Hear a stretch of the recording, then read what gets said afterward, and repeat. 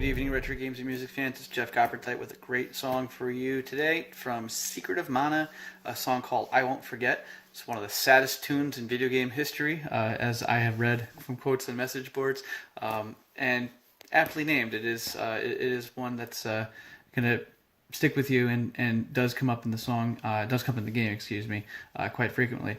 I don't know about you, but if you don't know yet, there is a remake of Secret of Mana coming out on PS4 in just about a month, and I'm very excited for it. I actually have pre-ordered a physical copy of that game instead of the digital copy, so I will be getting it on day one from my local GameStop, and I hope that I enjoy the remade version of it as much as I enjoyed the original one.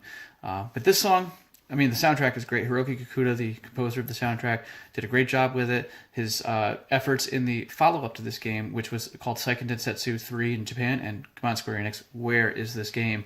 You need to bring this game stateside officially. It's probably one of the best games that you may have never played. And the soundtrack for that game is just as amazing as the soundtrack from this game. But anyway, back to the song. I'm going to teach you today how to play I Won't Forget on piano.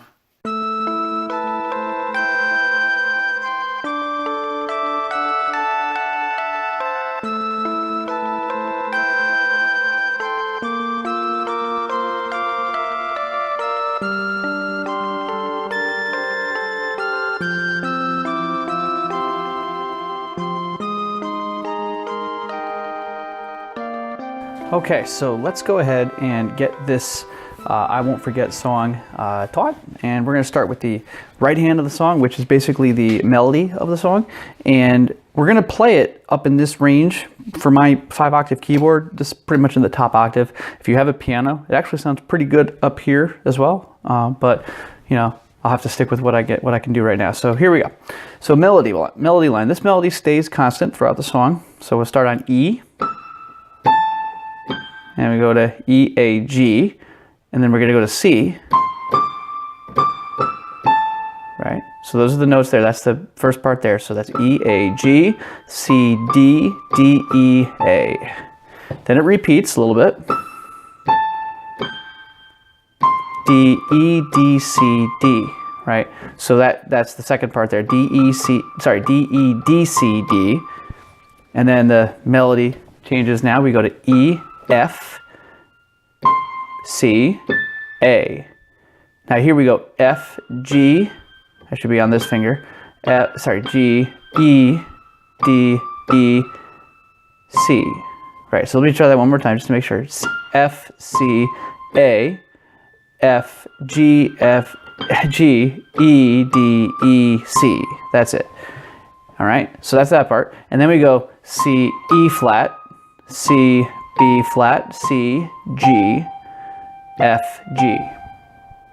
And there's one little thing you can do there at the end. If you want to end the song on that, you can go like this. When you reach that G, you can go B flat, C as well, if it's like their last time through the song if you want. But the main part of the song actually does not do that change. It actually sticks to that G the whole way through the song. But you can sort of throw that in at the end there. So altogether, it's...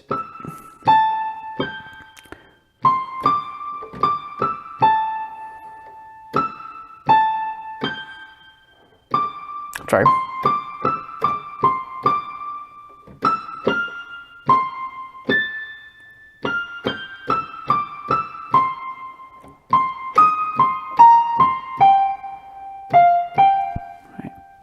Kind of messed the fingering a little bit there, but that's the notes of the right hand for the melody.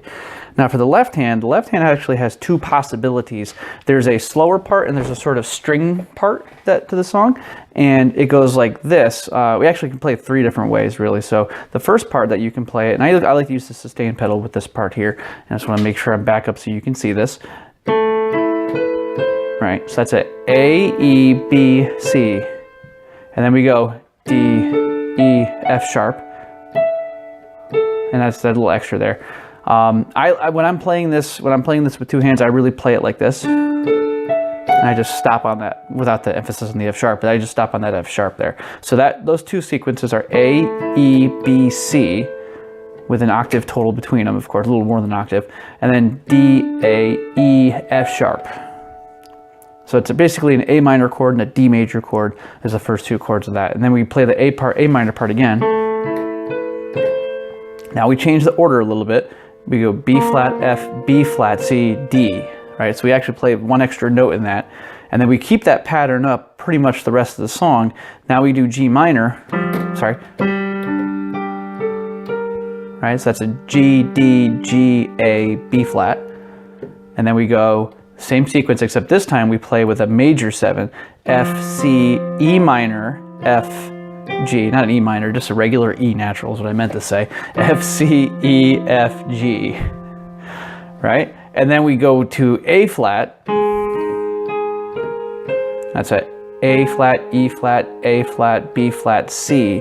And I like to walk to the C next chord, which is a C, by doing a B flat and then a C. And then I like to play up and down like that. So I go C, G, C, E, G, E, C, G. And then you would repeat all of that.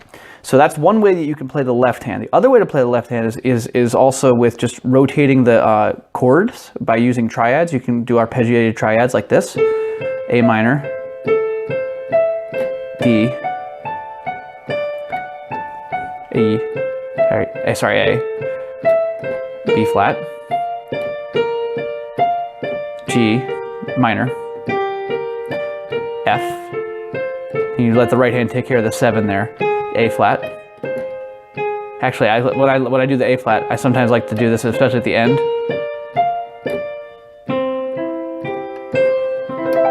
And you'll actually hear when I play that live, I'll end the song on that sort of sequence like that.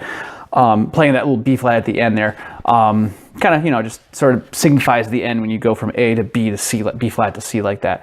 The third way you can play this, again, is just straight. You can actually, instead of doing arpeggios, if you want to just play the chords, you can do that too. So you can play. There's a string sequence or track in the song that kind of plays like this. These aren't the exact chords, but you have kind of those options. Those are a few different ways that you can play the song, right hand and left hand. Let's put it together. We'll play the arpeggiated part, and then, we'll play the first part I taught you, and then we'll play the sequence back to back, so you can hear both ways the song is played. Here we go.